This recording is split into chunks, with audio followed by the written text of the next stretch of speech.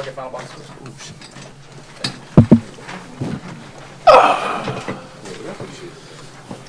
All right, we'll open it up with questions for Brennan and Ricky. Raise your hand. We'll get going.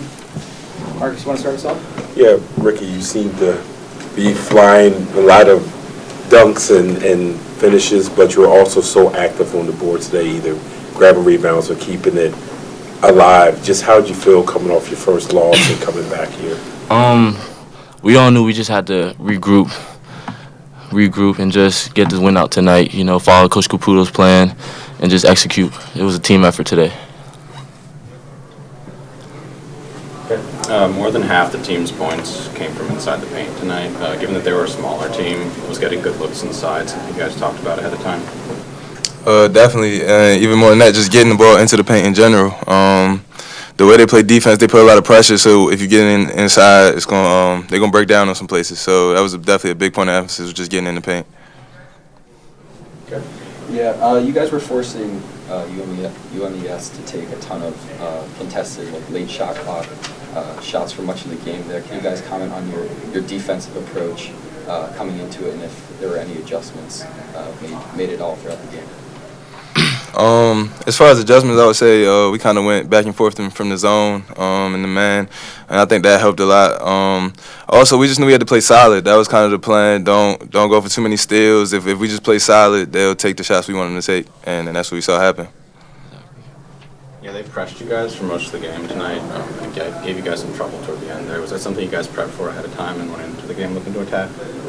Yeah, we were prepared for the pressure. We knew they played. That's how they play defense. They're gonna come at you with a whole bunch of different presses, a whole bunch of different traps. It's something we gotta just continue to work at. But we were definitely prepared for it. Any more for student athletes? All right, thanks, guys.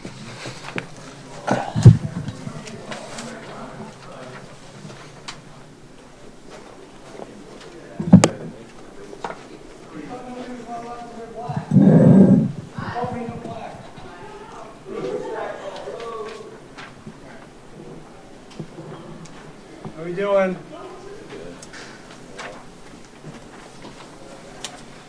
Let's see, All right, which chair? All right, here we go. We'll open up with a statement from Coach and then take questions. Sure. First I want to give UMES great credit. They, they're a team that was like up a few points at UConn last year to start the season late.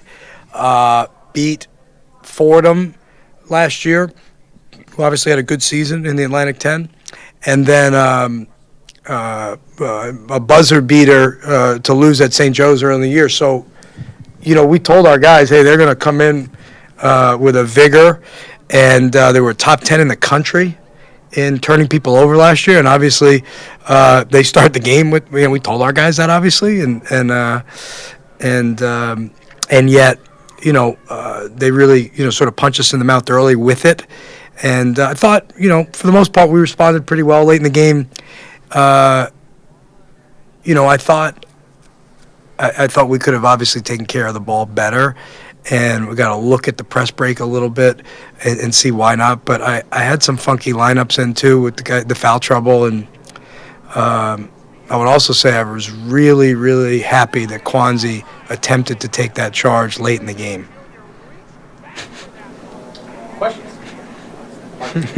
What was your overall impression just coming off of the Hofstra game and how this club responded tonight? Yeah, I thought we had a good week. A week of I told them afterwards it's really hard to win.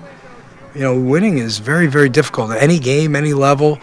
Been now a part of. I figured it out because I'm hopeful Coach L this weekend can get his 700th win, and I figured I was part of 418 of those, and then 3 now here. So it's 421. That's what my GW student athletes told me. I can't count. So every one of those is usually hard somewhere. Even the ones you win by a lot, at some point they're hard. And many of them are really hard. So I thought to go on the road and beat a one-possession game, at Hofstra, who's towards the top of the Colonial, and had beat Iona. Obviously Iona's really good. They've got a great coach in Rick Pitino. To be in that game, one possession, then to come back here and have command of the game for most of the game, I thought was pretty good response. Do you have any concern about the times that you've been in foul trouble? Yes. One of the main guys. 100%. Yeah, I'm very concerned about it. Yeah, I am. It's stuff that we're trying to fix. It's not stuff that was created this year. It is, excuse me, historically, there have been guys who have fouled. I'm trying to help them with it. Certainly early in the game makes it difficult, right? When both those guys have 2 fouls early, it's problematic. But they're going to have to figure that out. We're going to have to figure it out. They're going to have to figure it out, and we got to get better at it. I know you talked about turnovers a little bit earlier, but on the night, the turnover to assist ratio was almost 2-1. Mm-hmm. How do you look to rectify that going forward? We're going to recruit more guards. As I've told you, I think I'm the only guy to ever inherit a team with like 10 centers on it, and no guards, or only a couple guards. Usually it's the other way around. Usually trying to find. No, again, I'm going to give credit to UMES because that's their style of play, right? They are a team that turns you over to top 10. The MEAC is the number one league in the country in forcing turnovers as a league. And they were number one in the league, in top 10 in the country. So that's what they do. So I think you got to look probably at that. I was late. Again, we've got to really look at what we did there with the press break and see why we turned it over. I thought maybe we hung on to it a little too much when we could have gotten out of our hands and then fouled that way. UMES is a pretty small team overall. Yeah. Ricky, Hunter, Kwanzi, and Noel, are all bigger, I'm pretty sure, than any of their guys. How do you think you were able to use them in the lineups and use our size over tonight? Yeah, I mean, we had 36 points in the paint. Obviously, we only made 4 threes. I thought that, a lot of times it's one thing to be big. It's another thing to be able to punish people with your size. And, I don't necessarily think that that's the makeup of our team. But I thought Ricky, obviously, he was on the glass.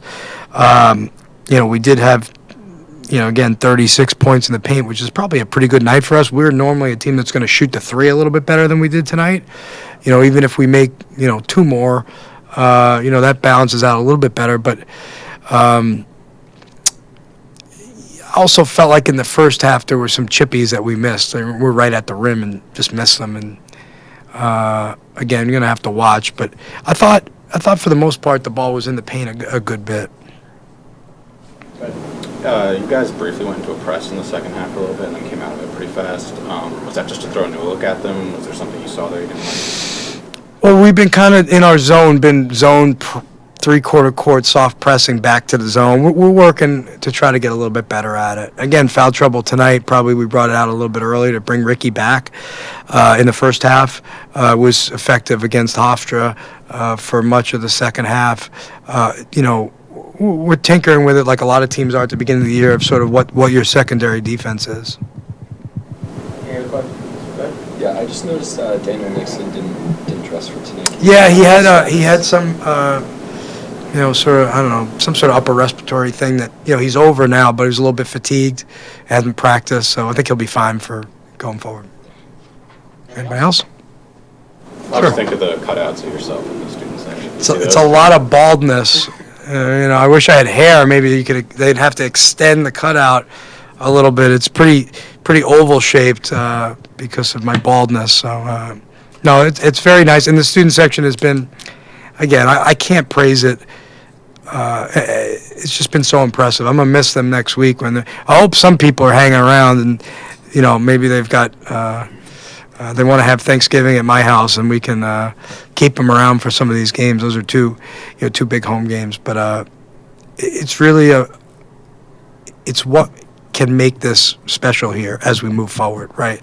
It's as much a part of what we need to do here as anything else, right? Is that you create that really, really special home court environment with the students, and they've really brought it, And I expect them to bring it every time now that the school's in session.